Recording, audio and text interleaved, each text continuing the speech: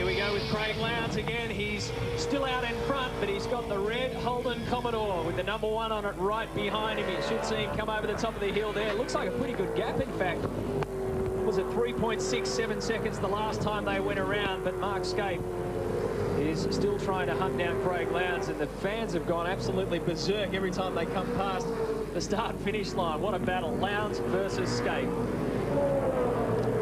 Alan Heafy at 00 Motorsport tells me there are no problems at this stage with Craig Lowndes' car. He certainly doesn't have a flat spot of any kind, and as you said, they're just monitoring the times. Each time he comes past, that gap is so important between himself and Mark Skaife. They are a little concerned about the rear rubber on that tyre, but they've got their fingers crossed at the moment at 00 Motorsport that it should be able to last the distance. Yeah, I'm pretty sure it'll last the distance. Whether it's in better condition than the tyres on this car, that's the big question. Very big question. At the moment, I've seen it's, you know, each section is about a 10th here and a 10th there, and it swings back and forth, although Skaife is making progress, but it's only a couple of 10s per lap, and it might be enough to get with him towards the end, but, you know, catching him is one thing and getting past him is another, so I think we're going to have a very interesting end of this race. Check them as they come across. A 33.9 for Lowndes, a 33.6 for Skaife. It's down to 3.3 seconds, so he's found another 0.3 of a second. See, HRT have this place wide, though, don't they? They just won here 3 years in succession, staring down the barrel of a 4th consecutive victory. Skaife hasn't done that for 8 years. The last time he did that at one circuit was back in 1994.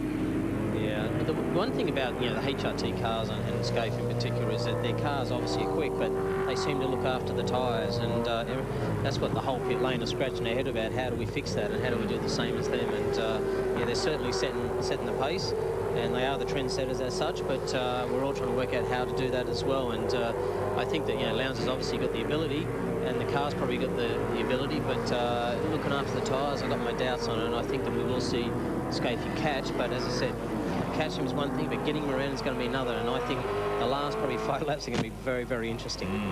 On board with Greg Murphy, the Kmart team were a little bit confused there earlier on how he ended up getting into that queue, but they obviously brought him in early, and we didn't see him come in, made his compulsory stop, and then when the other guys had made their stops, he found himself right in the thick of the action. Great stop by the Kmart team. Greg Murphy, well and truly in this battle. He's in 5th place. Craig Lowndes, Mark Skaife, Garth Tander, Marcus Ambrose ahead of him. Murphy is starting to make inroads on Marcus Ambrose. I'd say Ambrose is pretty much out of useful rubber on that car. Here he goes. You're in the back seat of the Kmart Commodore with the 2-time Bathurst champion. He comes into this round here at Eastern Creek in 2nd position overall on the championship. He was 276 points behind Mark Skaife when we started this whole thing this weekend. Right now, after 2 races, he's 365 points behind. So as far as the championship goes this weekend, he can't catch Mark Skaife overall, but they're trying to pick him back and just chip away, and hopefully the HRT dominance will crack. Greg Murphy in position number 5. He's got Marcus Ambrose in front of him. Our race leader is Craig Lowndes, and Mark Skaife are out in front. You're sort of in the unique situation, Wayne, of having raced around here on a Grand Prix bike and in touring cars. What do you think of the Eastern Creek track? Is it one you like, or what's your opinion? Yes, I do like it.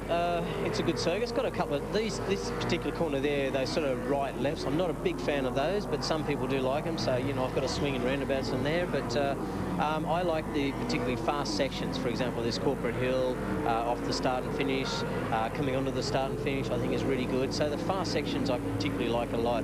I love riding bikes around here. I come out here regularly on my Honda 5-blade I got, and I do ride days here with guys and mates and Kieran and all those, and I love coming out here, whether it's in bikes and cars, but unfortunately I'm not out there this weekend, which keeps coming back to that, and I'm really embarrassed about that.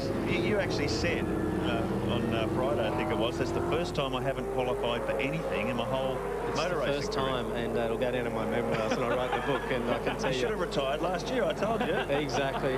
You know what I was just told earlier on by the Caltex is I can serve coffees for everyone this weekend, so I've gone from racer to tea lady. They're rubbing it in. They are rubbing it in big time, so I'm very embarrassed by it, and I can assure you it will never happen again.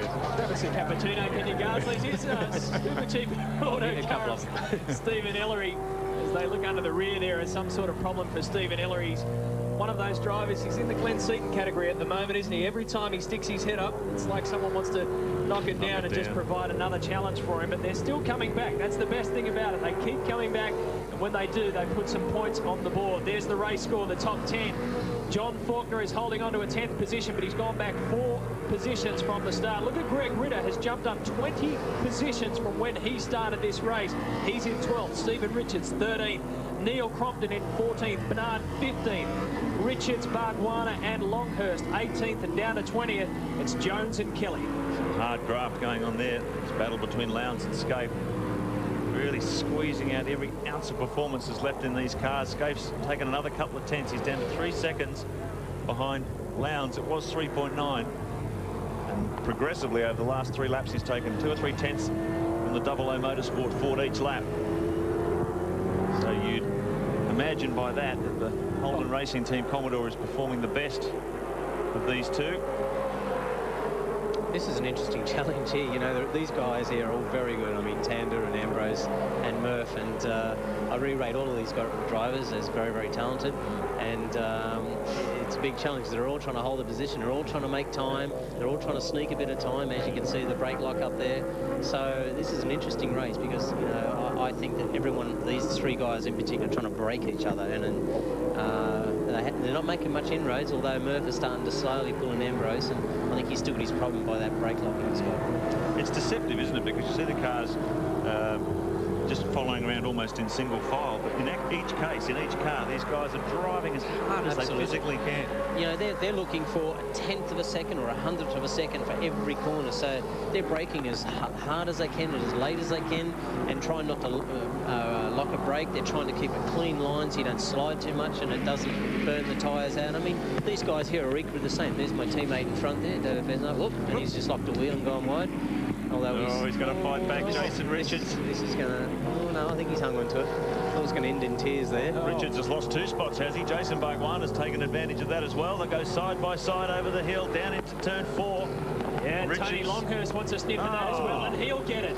So Richards loses 3 spots in all of that. That's the short back and sides. The 3-time New Zealand Touring Car Champion. He's one of the first timers here at Eastern Creek. Rick Kelly, Max Wilson and Simon Wills, the other guys to make their V8 Supercar debut at this circuit. Tony Longhurst is one of those guys who's been here 10 years in the touring cars. Mark Scaife and Seaton and Bow and Perkins, all the usual suspects, I guess you could call them. So there's experience in front of rookies, and in front of Tony Longhurst at the moment is car number 35 of Jason Bargwanna. There's John Bow with smoke pouring out of the left-hand side of the Aussie Male Falcon. So there's rubber coming off that tyre too. It might be cutting on the guard. Not quite sure what's...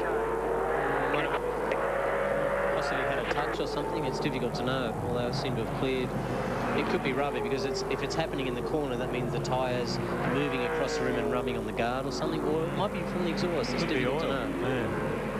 He's coming around the left-hander as he came through turn 12. This is turn 2, so we need him to take... I think it's from the exhaust because there's no mark on the car. So I think that's engine smoke. Yeah, I think it's there it is coming out of the pipe. That's getting worse, probably terminal very, very soon, and I'd say his race is just about over. It's an incredibly fine line, isn't it? They're looking all right 1 second, and they're just a parked mess the next. Greg Ritter in a pretty good scrap with one of the Castrol Commodores. He's done a good job today. Greg Ritter getting through the crush of pre-qualifying. Didn't manage to do it at Phillip Island, but he certainly nailed it at Eastern Creek, and he's up there battling for 12th spot. He's in 12th position, actually, coming under fire from Stephen Richards. So this guy really made people stand up and notice at Mount Panorama last year. He's doing a good job. Yeah, he's doing a good job. I mean, he's mixing with some very, very good guys. I mean, Richards is no slouch, particularly a Larry car, and I've been watching those Shell cars, and they're not the best this weekend, and I think he's doing a very good job. In the first race, the second race, I asked him why did he break down. He said the gear lever broke off the floor, so it was in his hand, so that was a shame that happened, but he's driving very, very well. Just down here with Kim Jones. He's a bit frantic at the moment, trying to figure out from the boys what's going on. It looked like a tyre maybe was cutting on the guard, but is it worse than that? Yeah, the acquisition tells us that maybe it might be something different. So we're getting ready with the Aussie Male team here for everything we can. And hopefully JB will be able to stay out. He's running in 8th position at the moment, which is really good for us. But you never know until the checkered flag's out. Kim Jones heading up the Albury-based Brad Jones racing team with his brother, Brad in car number 21, and John Bow, JB and BJ. That's the two-car assault coming out of the Aussie male team.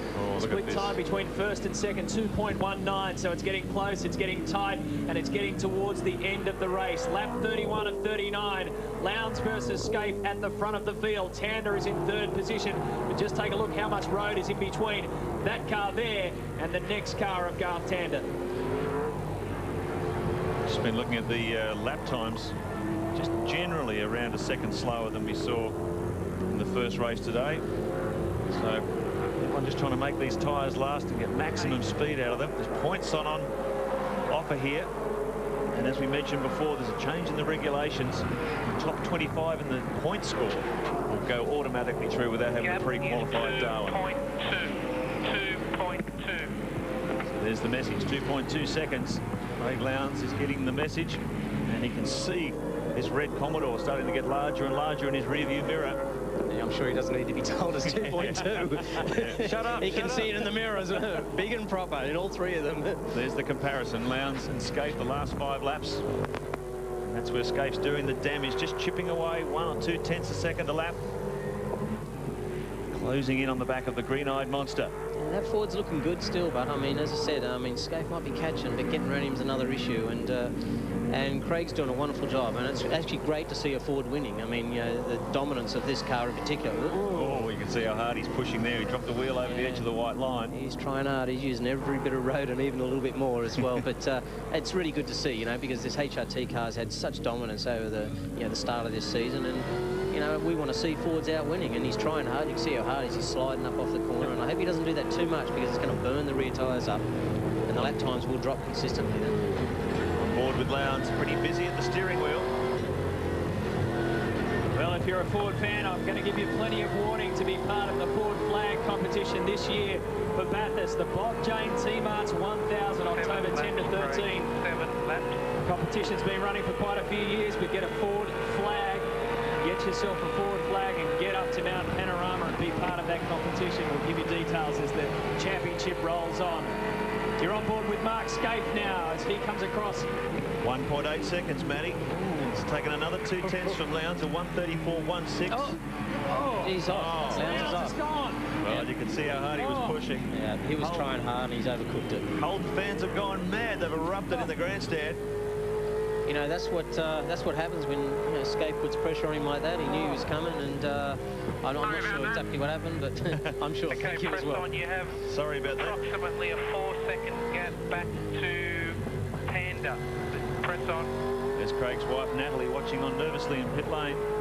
That's disappointing for all the Ford fans. I mean, I was hoping he'd pull this one off and end this dominance of Holden Racing, and it's just a shame that's happened. But that was a small mishap, but he's still in a good second place, and he's had a good run today. It's pretty much become like that in this championship, especially for these leading teams, hasn't it? It's come down to who makes the mistake first.